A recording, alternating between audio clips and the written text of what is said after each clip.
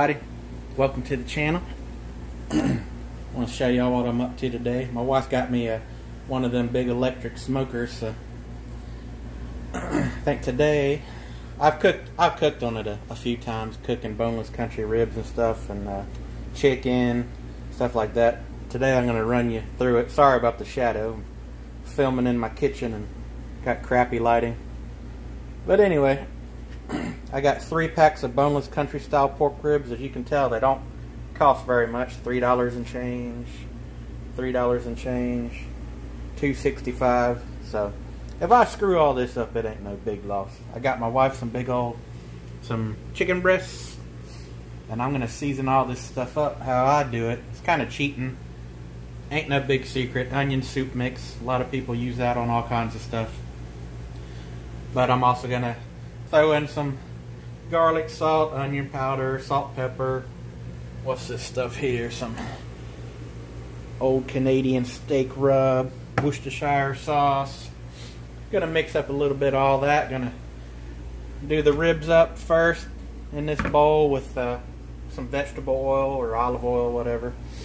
I use both sometimes, but mix them up in this bowl and get them on the smoker rack. It's about 9 in the morning now. I'll go out about 11 and preheat the smoker and get this stuff in the smoker about noon, and I'll show y'all the end result. Gonna have it for dinner tonight. I got Mondays off. The wife works Mondays, so when she comes home tonight, she'll have some chicken breasts here smoked up, and I'm gonna do some cut some potatoes and season them up, do them in the oven. So we'll have us a nice little dinner. Alright, I'll show y'all how I do it.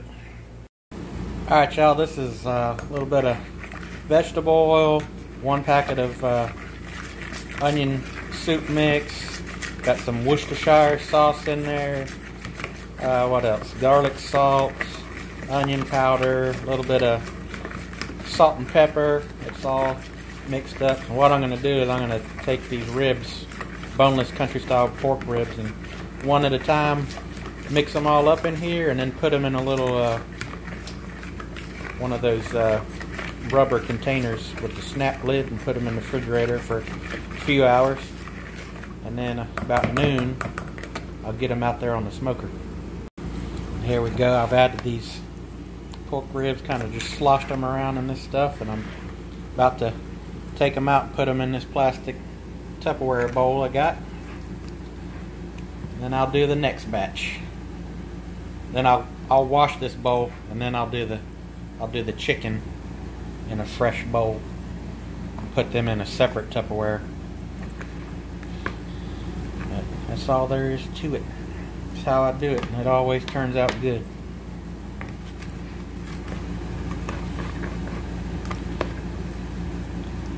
I'll probably lightly season them again when I put them on the rack in the smoker. I like adding garlic to mine. I love the garlic taste. But put this phone down and get busy. Alright, folks, here we go. That's the boneless country style ribs all seasoned up. Fixing to put them in the refrigerator with the little snap lid on here. It ended up being 4.5 pounds exactly of ribs. So that's freaking plenty. But we'll be eating on these a few days. I will anyway. My wife kind of likes chicken and turkey and stuff like that. She ain't into steak and pork and stuff. But I did cook them one time, and she said she did like them. I think I'll take a plate full down. Got an old man lives down the dirt road, and I'll take some of them down there to him tonight before we eat. But that's the boneless country style pork ribs. I'm fixing to wash this my big mixing bowl out and do the chicken up the same way. Alright y'all, here's the chicken all seasoned up. I did it the same way, except for I didn't use the Canadian steak rub stuff. I didn't sprinkle that in there. But it's onion soup mix, salt, pepper, garlic salt, and a little bit of Worcestershire sauce. So now I'm going to seal this up, and about noon I'm going to start cooking. About made a mess here, but I put beef broth in the little reservoir at the bottom where you can put apple juice or apple vinegar, cider, or whatever, however people do. And I got the chicken breasts on the top, and then I got 3 racks of boneless country style pork ribs all seasoned up. And as I put them in there, I lightly seasoned them all again.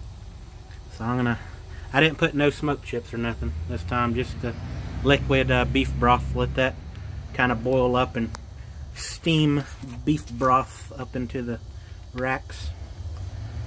So I'm gonna leave it alone for a while, go do other things, lock this thing back.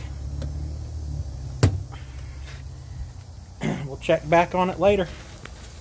I'm gonna clean up my mess, all these dishes, and check it later. Alright y'all, we're a few hours in. I got this thing on at 12:30 actually, and it's 2:30 now. Looking good. Oh yeah, wish y'all could smell this. I'm gonna flip this stuff and re-season. Man, my wife's gonna love those.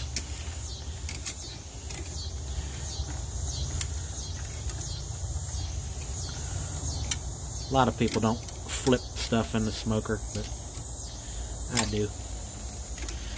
Look at all that mess I'm making down there.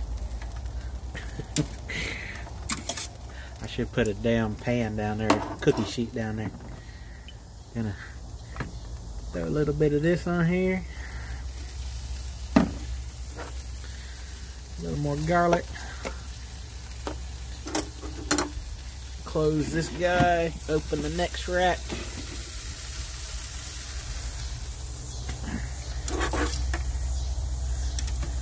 Oh yeah.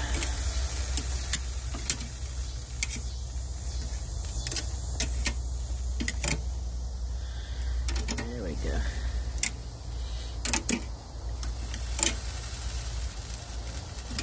Bring these out towards the front where I can season them a little better, or a little easier.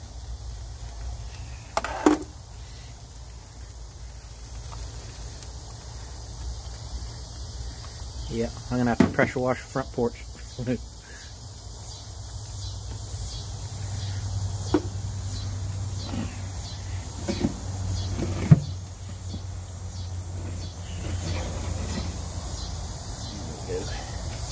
Man, I wish you guys could smell this.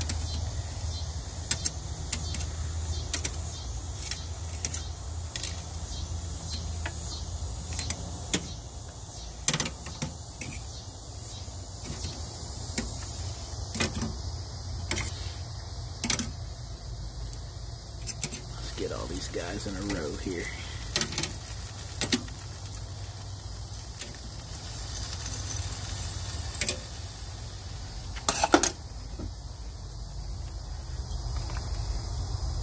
I got the temperature at 220. I don't know if that's good or not. That's just, I know it'll cook it to where the pork is safe to eat. So I'm not a pro at this by any means. I'm sure you guys can tell that. But I've always, the handful of times I've did this, I've did it at 220, and I think that got the internal temperature of the meat up right about 200. I can't remember what pork has to be safe. It's like 170 or 178 or some oddball temperature like that. But whatever y'all cook, make sure to research what temperature it's got to be. I know all this will be safe to eat. Alright, that's the last of that. Close this guy back up.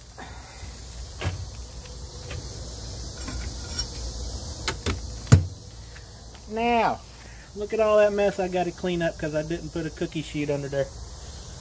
But anyway, a couple hours in, it's about 2:30 now. So a couple hours from now, I'll take it all off, And should be some good grub for dinner. Alright folks, we're back. I got a cookie sheet down there. Aren't you proud of me? Hit this little temperature. I got the temperature probe inside the chicken, and it shows 167 degrees Fahrenheit. So chicken has got to be 165 for it to be safe to eat. So chicken is ready, and I checked the boneless pork country ribs earlier, and they were 145. They got to be 145. I said like 170 or 178 earlier, but it's actually 145 is what pork's got to be. But so the pork is definitely done. But yeah, we fixing to pull all this out and have us some grub. Man, it smells good too. All right, gonna put these in their separate containers, and got some potatoes cooking in the oven, so we're gonna have us a good little meal tonight. So that's that. Look at this, y'all. I wish y'all could smell this. I know I keep saying that, but some of these boneless ribs are breaking in half when I was pulling them off the grill. So the wife just said that all looks good. so that's good. Then we got this over here in the oven. We've got some potatoes, all season them up with onion soup mix also. So gonna be some good grub here in a little bit. But anyway, thank y'all for watching, and we are fixing to pig out. Later.